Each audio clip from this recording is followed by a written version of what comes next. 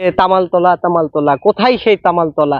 আসলে এই তামাল গাছকেই আমরা কখনো কিন্তু নজরে রাখি না। এই তামাল গাছকে আমরা সবসময় দূরে রাখছি, কিন্তু এই গাছটার নামকে আমরা শুধু ব্যবহার করে চলেছি। এই গাছটার নামকে ব্যবহার করে দেখেন দেশ বিদেশে আমরা কিন্তু ভিডিও আর ছবি তুলে কিন্তু একাকার করে ফেলেছি। ফেসবুকে ঢুকলেই আমরা দেখি তামালতলা, এই যে তামালতলা, কিন্তু সেই তামাল গাছটা কোথায়? গাছটাকে আমরা দেখি না। আমরা আজকে কিন্তু সেই গাছকে আপনাদেরকে দেখাতে নিয়ে চলে আসলাম। এই সেই গাছ, তো গাছের যে কাঠামো অনুযায়ী মনে হচ্ছে গাছটার বয়স হয়তো বা আনুমানিক 100 বছর হতে পারে, আর তারও বেশি হবে, তারও বেশি, মানে 100 বছরের বেশি, 100 বছর 200 বছরের বেশি হবে। আচ্ছা, যাই হোক, এটা তো আমাদের আনুমানিকের একটা কথা, কারণ এই বিষয় সম্পর্কে আমাদের কোনো ধারণা নেই। আচ্ছা, এখানকার কোনো বিশেষত্ব কোনো বিষয় কি আছে আপনি জানেন? অনেক লোক এখানে ছাগল নিয়ে আসে, জবে টবে করে ছিন্নি টিন্নি করে, তারপরে মুরগি টুরগি দেয়, বাসতা ছিন্নি করে। এই যে 2-1 দিন আগেও ছিন্নি করেছে, কলার পাতা মাথা পড়ে আছে। এই অঞ্চলে কি এই গাছ আর কোথাও কি আছে? ভাই অনেক জায়গায় বেরি টেরি বেড়াইছে, কিন্তু এই তামাল গাছ আর এরম গাছ আমার চোখে পড়েনি আর কি। সেই জন্য এখানে এই জায়গাটা এত জনপ্রিয়তা লাভ করছে এবং তামালতলা নামে এই জায়গাটা অত পরিচিত, তাই তো? জি জি জি। কিন্তু এই যে এই গাছটা আছে, এই গাছটা আপনার এর আগে একটা গাছ ছিল, সেই গাছ বাজারের একজন কাটছিল, তার জমি কাটার পরে তার ছেলে মারা গেল। এই জন্য সেই জমি গাছও মসজিদে দিয়ে দিয়ে হলো, এই জমি মসজিদে দিয়ে দিয়েছে। পাশে যে একটা নির্মাণ কাজ চলছে একটা বিল্ডিং, এটা কি এই বিল্ডিংটা? এই বৃষ্টি মিষ্টির সময় রাস্তায় আসে যদি বৃষ্টি হয়, তাহলে এই জায়গায় একটু দাঁড়াতে পারবে, মাঠের লোকজন একটু বসতে পারবে, এই জন্য এই ঘরটা তৈরি করা। শুনি যে নাকি এই বট গাছের যে শিকড় যদি ছোট বাচ্চা যে খাওয়ানো হয়, যে শুনি নাকি যে ঘন ঘন যে প্রসাব ফেরে, এদের যে সমস্যার সমাধান হয়, এটা কি সত্য? ছোটবেলায় খাইছি, গাছের শিকড় খালে এই পেশাব হয় না। বট গাছটা দেখেন, একটা বিশাল একটা ভয়ঙ্কর একটা দানব আকৃতির একটা বট গাছ, আর এই গাছটার বয়স আনুমানিক 400 বছর। এখানকার যে স্থানীয় যে জনগণ, তাদের মুখেই শোনা কথা। আর এই গাছটার অনেক বিশেষত্ব আছে, চলেন আমরা আপনাদেরকে দেখাবো। এই যে একটা দেখেন, একটা বিশাল বড় একটা ডাল কিন্তু এখানে পড়ে আছে, আর এই গাছটারই একটা ডাল ঠিক এই জায়গা থেকে ভাঙছে। এক সময় এই ডালটির ওপর বসে অনেক ছেলেপেলে কিন্তু খেলাধুলা করছে। ডালটি দেখেন আজকে মাটিতে অবহেলায় পড়ে আছে।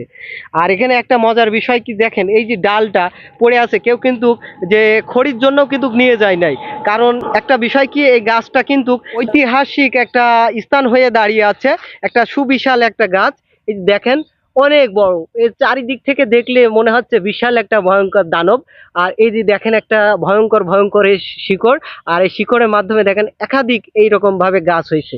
আর শুধু এখানে নাই, বেশ কিছু দূর দূরে আবার দেখেন আবার নতুন করে এইরকমই একটা গাছ এখানে তৈরি হয়ে গিয়েছে। ভয়ঙ্কর দৃশ্য দেখেন, এদিক থেকে এদিকে, ওইদিক তো ওইদিকে, এর যেন শিকড় চারিদিকে ছড়িয়ে আছে। আচ্ছা, এই যে বট গাছের কাছে এসে কি কখনো আপনার ভয় করেছে? 18 বছর 19 বছর আসছে, আজ পর্যন্ত ভয় পাই নাই আমি। একজন আর পুরো সঙ্গে সাপে কামড়ে দিচ্ছিল, অনেক মানুষ এসে মধ্য ভাঙতে এসে পড়ে গিয়েছে। আপনার দৃষ্টিকোণে কি বলে যে আসলে তামালতলা যেহেতু, তামাল গাছকে একটু বেশি প্রাধান্য দেওয়া উচিত না?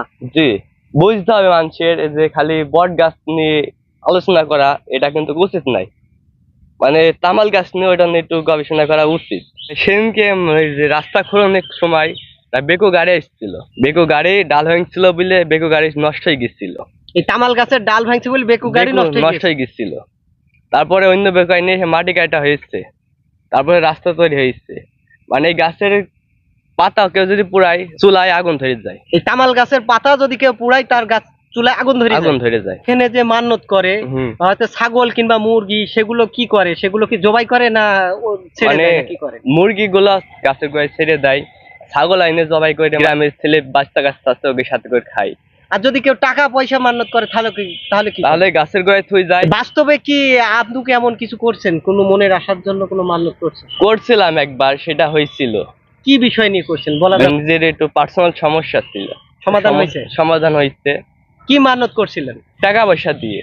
আপনি টাকা কোথায় রাখছিলেন? এই গাছের নিচে? আমি গাছের গোড়ায় রাখছিলাম, ওই গাছের যে ফাঁক জায়গায় আছে ওই জায়গায়। আচ্ছা, এখানে যে আমরা দেখতে পাচ্ছি যে এখানে বেশ কয়েকটা আছে কলার পাতা, পাতাগুলো কি কারণে? গতকালকে মানে মান্যত দিচ্ছিল এই জায়গায়, ওই জন্য খাওয়া দাওয়ার ব্যবস্থা ছিল। খাওয়া দাওয়া কি গাছের গোড়ায় বসে করছে নাকি? গোড়ায় বসে করে, কেউ সাইডে করে, মানে মাঠের মানুষ থাকে এই জায়গায়, মানে ঠান্ডা এই জায়গায়, তো এই জায়গায় এসে বসে। যেহেতু এত জল্পনা কল্পনার শীর্ষে অবস্থান করছে, গাছটা অনেক বড় একটি ইতিহাস হয়ে দাঁড়িয়ে রয়েছে।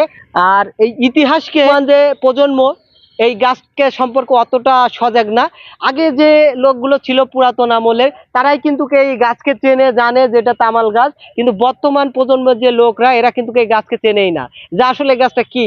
শুধু এই বট গাছের নিচে আসে, ছবি তোলে, ভিডিও করে, বাস ফেসবুকে আর ইউটিউবে ছাড়লেই শেষ। কিন্তু একটা বিষয় কি দেখেন, এখানকার সবচেয়ে গুরুত্বপূর্ণ উপকারী গাছ কিন্তু এই তামাল গাছ, আর সেই গাছকেই কিন্তু আমরা ভুলে গেছি। যাই হোক, একটা বিষয় কি, আমরা আমাদের ভিডিওয় কিন্তু আমরা সেটা ভুলি নাই। আমরা চেষ্টা করছি সবাইকে এই গাছের সঙ্গে একটা সুন্দরভাবে পরিচিত করার জন্য। আপনারা এই গাছকে হয়তোবা যারা চিনতেন না, তারা হয়তোবা আজকে চিনতে পারলেন গাছটা। জিহালা ইউনিয়নের যে ঠিক পাশেই মাঠের সাইডে কিন্তু গাছটা অবস্থান করছে। গাছটা উচ্চতা মোটামুটি মনে হয় যে 25 থেকে 30 ফিট সর্বোচ্চ উঁচা হবে। আর যে বট গাছটা আছে বড়, এই বট গাছটার উচ্চতা মোটামুটি হয়তোবা 100 ফিটের ঊর্ধ্বে হয়তোবা হবে, এটা মনে হচ্ছে আমার কাছে। কারণ এটা তো আমি মেপে বলছি না, এটা আনুমানিক উপর ভিত্তি করে। আর যে এরিয়াটা, এখানকার যে এরিয়াটা বেশ বড় আর কি। যাই হোক, আপনার যদি কখনো আসেন, এখানকার যে মিষ্টি বাতাস, একটা সতেজ যে ছায়া গাছের, এখানে যদি আপনি আসেন, অবশ্যই আপনার মনটা ভরে যাবে।